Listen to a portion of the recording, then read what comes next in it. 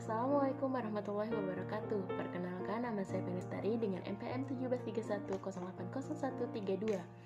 Baiklah, di sini saya akan mempresentasikan hasil review jurnal internasional saya yang berjudul Disconfining the Slave in Islam is Slave Strafing, Rings and Slave Nicks. Penulis Ahmad Hisham Ismail 2016. Latar belakang, menurut Inayat 2005, diri dipahami dengan berbagai konsep seperti hati, ruh, dan psikis.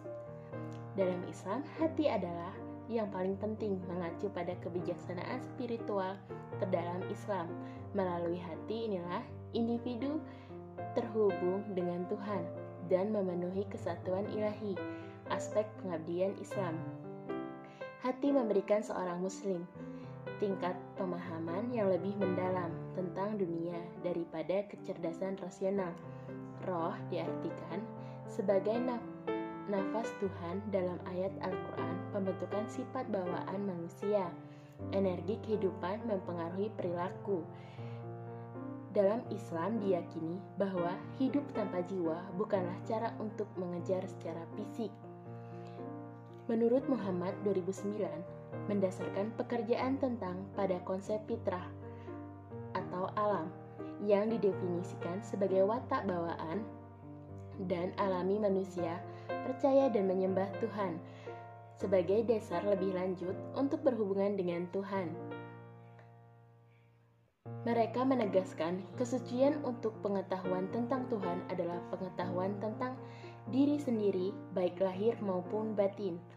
Kemudian, penaklukan diri adalah kewajiban seorang muslim setiap saat. Dengan demikian dapat diartikan bahwa orang yang berjuang untuk mengetahui diri sendiri melawan nafsnya, mengetahui Tuhan, artinya pengetahuan sejati tentang diri akan membawa seseorang pada kedekatan dengan Sang Pencipta.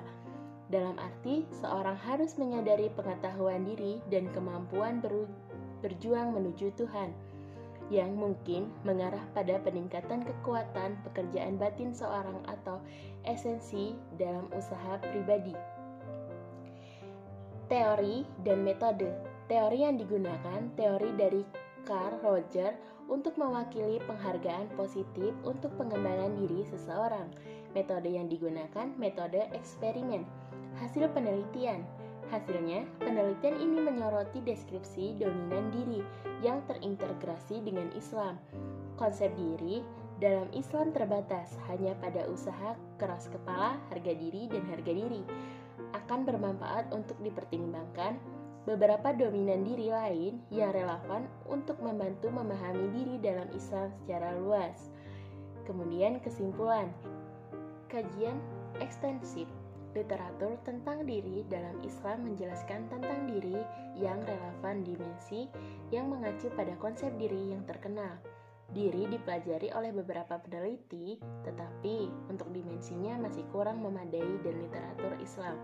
Namun hal ini semakin penting dipelajari khususnya tentang kepribadian di seorang muslim. Pertama, perjuangan diri yang mempresentasikan keimanan dan perilaku kebajikan dianggap sebagai inti dari upaya seorang muslim menuju agama. Kedua, harga diri terutama diketahui dari teori diri Carl Rogers untuk mewakili penghargaan positif untuk pengembangan diri seorang. Namun, dalam ulasan ini memperluas diri ke masyarakat. Moralitas yang dihasilkan dari harga diri adalah pentingnya bagi setiap agama, termasuk Islam dan budaya. Adapun dominan terkait diri. Ketiga, pengabaian diri tidak mungkin dipelajari dan ditinjau oleh para peneliti. Artinya, penting yang terkait dengan diri berasal dari makna yang luas nafs sampai batas tertentu. Nafs dipandang sebagai penyebaran kejahatan dan kebencian manusia dalam Islam, terutama berdasarkan Al-Quran dan hadis. Kemudian kritik. Yang pertama, abstrak tidak lengkap karena tidak mencakup keseluruhan isi seperti hasil penelitian tidak tercantum dalam abstrak. Kedua, jurnal. Jurnal ini terlalu kaku karena hanya mencari sumber berdasarkan bahan bacaan saja, tidak ada wawancaranya. Kemudian, Replikasi jurnal. Judul jurnal, efektivitas pelatihan pengenalan diri terhadap peningkatan penerimaan diri dan harga diri. Latar belakang masalah dalam rentang kehidupan akan selalu berhadapan dengan berbagai masalah. Hanya saja masalah yang dihadapi oleh individu satu akan mempunyai bentuk dan tingkat kesulitan yang berbeda dengan yang lain. Masalah yang dihadapi individu sekarang ini begitu kompleks, yang dihadapi manusia dalam waktu hampir bersamaan, sehingga membutuhkan keterampilan pemecahan masalah yang strategis, yang dilandasi oleh tujuan hidup seseorang. Tujuan hidup yang jelas, individu akan mengalami kesulitan-kesulitan dalam mengarungi kehidupan. Salah satu cara mencapai tujuan hidup adalah dengan cara lebih mengenal diri sendiri, yaitu apakah kekuatan diri dan apakah kelemahan diri. Dengan demikian, menyadari siapa saya dan ingin menjadi siapa merupakan dasar berpijak dalam menghadapi masalah yang kompleks. Namun demikian, tidak semua orang dapat menilai dirinya sendiri dengan tepat, bahkan ada kecenderungan lebih mudah untuk selalu menilai orang lain.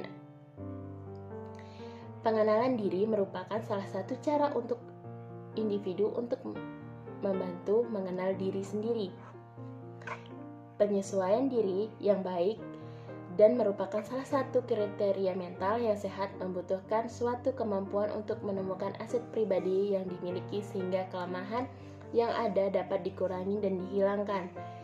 Penerimaan diri sejauh mana seorang akan menyadari dan mengakui karakteristik pribadi dan menggunakannya dalam menjalani kelangsungan hidupnya. Sikap penerimaan diri ditunjukkan oleh pengakuan seorang terhadap kelebihan-kelebihannya sekaligus menerima kelemahannya tanpa menyalahkan orang lain dan mempunyai keinginan yang terus-menerus mengembangkan diri. Kemudian harga diri dikatakan kompromis dalam Hidayati 1995 sebagai evaluasi individu mengenai hal-hal yang berkaitan dengan dalam dirinya yang mengeksperimenkan sikap setuju atau tidak setuju dalam menunjukkan tingkat individu meyakinkan dirinya sendiri sebagai mampu, penting, berhasil, dan berharga. Harga diri berkembang sesuai dengan kualitas interaksi individu dengan lingkungannya. Kemudian teori dan metode. Teorinya menggunakan Berger 1952, menggunakan skala penerimaan diri dan menggunakan skala harga diri yang diadaptasi oleh Lestari dalam Hidayati 1991, menggunakan metode eksperimen. Baiklah, terima kasih. Kurang dan lebihnya ini yang saya dapat sampaikan. Saya akhiri. Wassalamualaikum warahmatullahi wabarakatuh.